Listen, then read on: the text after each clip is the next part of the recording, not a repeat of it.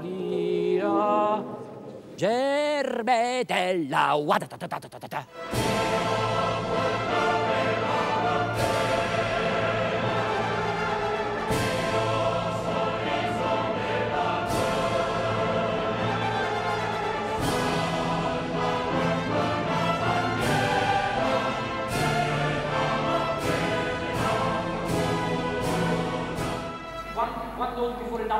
The orchestra likes you because you are inspiring.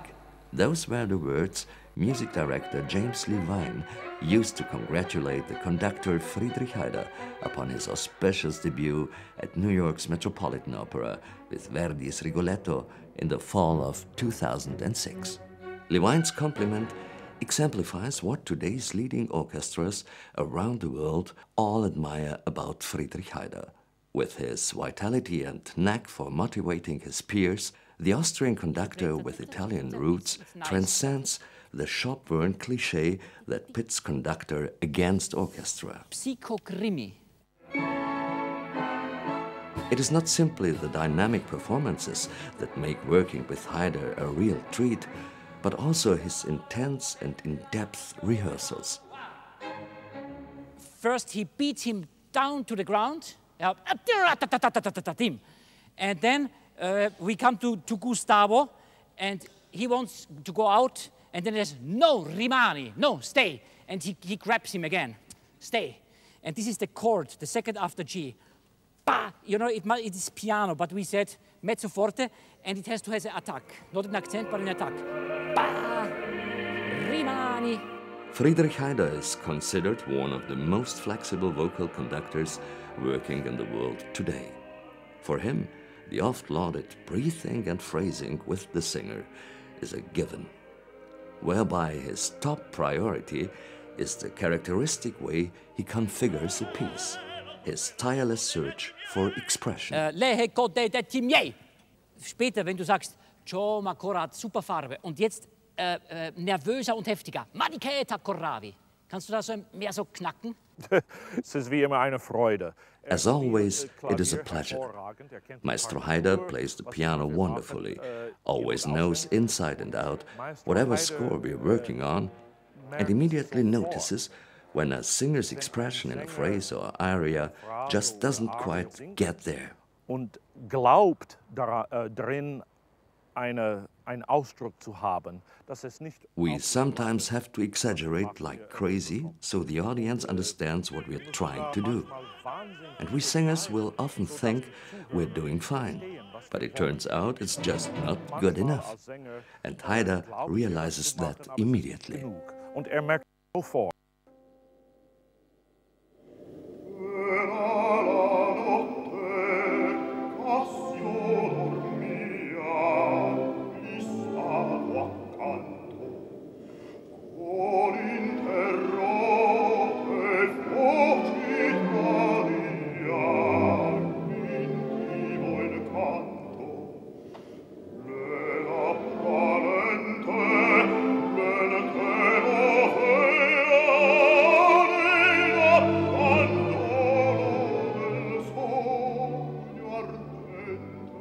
Oh, he's wonderful. He's absolutely extraordinary.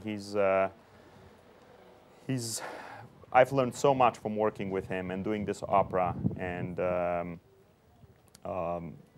amount of knowledge and the amount of insight that he has given me, it's truly extraordinary. So I'm very grateful. He's just persistent, and he gives you that confidence to do better at all times. His musical talent is discovered in early childhood. He first learns the violin and sings in the boys' choir under Bernstein and Harnoncourt.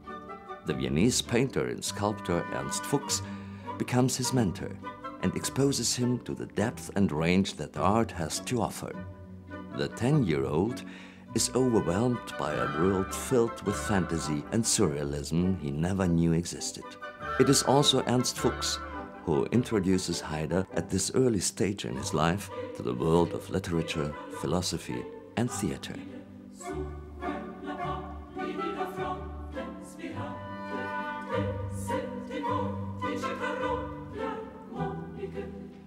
Friedrich Haider continues his musical training in his hometown of Linz and meets an individual whom he considers to be one of the most influential sources in his life, Martha Picker.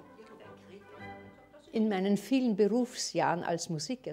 many years as a music instructor, Friedrich Haider was an exception. At the age of 14, he enrolled at the Bruckner Conservatory in Linz, where I instructed him in piano. It was immediately clear that he had a gift for grasping things exceptionally fast and also had enormous overall range. Yet the most striking thing about him was his receptiveness, his ability to relate to poetry, and his quest to discover what could be lurking behind the notes, as it were. He was already conducting at that time. He learned to apply his piano skills in order to create piano arrangements of the great operas and to read scores. Meanwhile, he also acquired the tools necessary for chamber music and to accompany Lieder. These were all virtues which, I believe, were of great benefit to his future career as a conductor. Von denen ich meine, dass sie seinem Dirigat später sehr von Nutzen waren. At the age of 20, he's admitted to the conductor class at the Vienna Academy of Music and is moved up to the second year's class after just a few weeks. In London, he receives a private lesson from Sir George Scholti. I think I learned more in those 50 minutes than in all the years of my musical training. Scholti was a volcano in private, just like he was while conducting. He sat down at the piano, put on a thick pair of horn-rimmed glasses, and played from the orchestral score on the piano while I conducted him, so to speak. We worked through Don Juan by Richard Strauss, and he immediately informed me, harshly, though very precisely and analytically, where I had to improve and what I had to change. Watch out! You have to conduct the flutes more here. Give the violins a little more time. That advice turned out to be as good as gold later on when I was conducting. But the main thing I got out of that 1 hour was this kind of absoluteness he exuded, the fire he had burning in him for a work of art. I think if a conductor really possesses that fire, then most, if not all, the people around him will also become inflamed. And then, during a performance, the entire recital hall can go up in flames. Haider makes his professional debut with Richard Strauss at the Vienna Concerthaus. As one critic writes, he is able to convey his fire to the orchestra. His career progresses in small steps, beginning as a répétiteur, something he views today as an indispensable requirement for his profession. Bob, can you get something really crazy going in your voice? Das Call Party! Irgendwas, du, der Alte ist da.